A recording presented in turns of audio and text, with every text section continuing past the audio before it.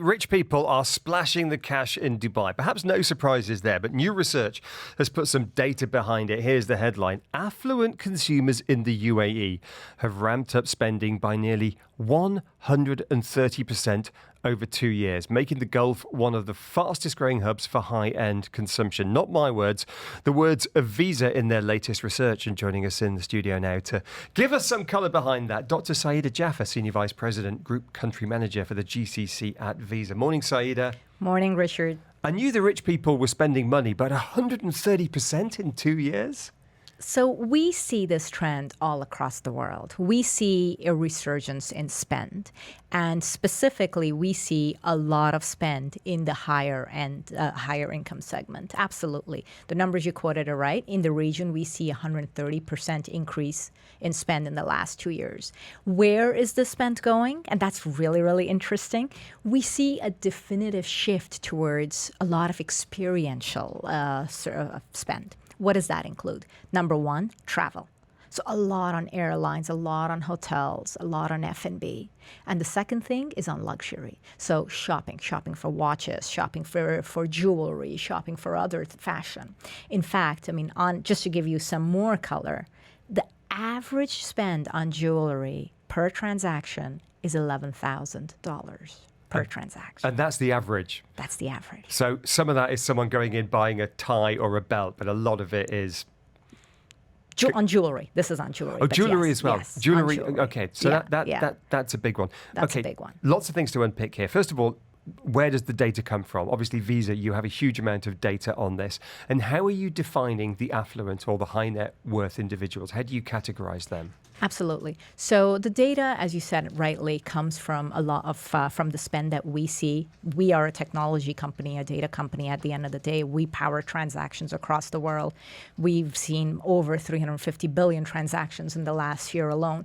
That's what powers this data. That's where a lot of this information comes from. And if you look at it, the way we categorize this is within the products that we have a segmentation of different bands, and the different banks then take those products and share those products with the respective customers based on their segmentation. In fact, not only do we have that, we've seen such a resurgence and such a focus on this in the region that we have just launched a global first product specifically aimed at the high net worth, ultra high net worth, to make sure that we continue to serve that extremely evolving, dynamic, and demanding customer. Yeah, this is interesting. Visa launching Visa Private. When I saw this, I thought, okay, this is Visa getting in on the private banking game, because we know that your banks, your Swiss banks, have long categorized people mass affluent, high net worth, ultra high net worth, and so on. How are you categorizing people? We hear $1 million of assets, $5 million of assets, $30 million of assets. That's private banking speak. What's Visa speak? Absolutely. So the way, as you know, Visa is a B2B2C organization. So a lot of times we will have guidelines, and the guidelines are exactly, as you said, between the 1 to 5 range. But at the end of the day, it is also the banks that will then take that and marry that with their segmentation, with how they want to take it to market. But absolutely, the Visa Private is targeted at the higher end of the consumer, and it focuses on providing incredible benefits around experiences. Okay, we all love our benefits on a credit card, whether it's miles for this, that, or the other, or whatever it may be, or lounge access, whatever it is, we like them. What's the threshold for Visa Private? Again, it depends. It depends. It varies based on product, varies based by bank. It is between the 1 to 5 range. $1 to $5 million of assets. But I was thinking about this. That works for a private bank because they deal with assets. But you don't deal with assets, you deal with transactions. So you don't know how much my net worth is. You know how much I spend, but you don't know how much my net worth is because you're in a different game. How does that work for you? Absolutely. So, which is exactly why I go back to we're a B2B2C, right? So we, as you remember, don't issue cards.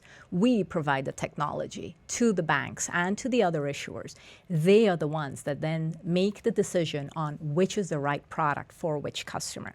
So at the end of the day, we just provide the platform, we provide the technology. The banks are the ones that have that information, or it may not be just the bank, right? It could be a wallet, could be any other issuer, but it's the issuer that would have that information about you, that would know who you are, how much you're worth, in addition to your spending habits, all the other habits. And we would work with them, help them put it together, create a holistic model, so then they're able to really and truly identify you and service you. Okay, so it will be Emirates MBD or Citi or whoever it may be who will make that call. Absolutely right. You're behind the scenes. Okay, let's go back to this research on what the rich people are spending their money on. 130% in 2 years. I mean, that's quite the leap, because 2022 and 2023, rich people were spending quite a lot. So to have doubled since then, what's going on? Look, I think there is, in general, there is a massive influx in our part of the world. You know these numbers. You've seen these numbers, right? On average, a millionaire moves into the UAE on roughly an hour, roughly. This was research released a while ago. That was the Henley and Partners research Exactly. that so many people jumped on. Yeah. Exactly. That was the Henley and Partners research that was released a while ago. So I think there is, in general, an influx of a lot of affluence into our part of the world. And that drives a flywheel. Because of that, the economy continues to do really well. Because of that, people are a lot more comfortable spending. The sentiment is extremely positive. So we're seeing more and more people becoming a lot more and more comfortable with spending. In fact, we've been looking at specifically where people are going, what people are doing, and it's really, really interesting. Just this summer, we did a little double down into where are people going. And what we saw, yes, there are the usuals where people are going to London, people are going to Muscat, Riyadh, but there is an incredible insurgence in places like Bangkok and Istanbul, which used to be high, but much, much more than they used to be. People are going all the way as far as Brasilia, because why not? Why not? In fact, I saw on LinkedIn, Mohammed bin Ghatia, the developer, posted about their latest luxury launch, Fine, doing it in Istanbul. There you go. Normally they're in Dubai, maybe London, but yeah, Istanbul is interesting. Last question, Saeeda, you've just come back, just got off a flight from Riyadh. You're at a big Fintech event there, Money Correct. 2020. What did you learn? What's going on in Saudi? Oh, what is not going on in Saudi? It's phenomenal. It was an incredible event.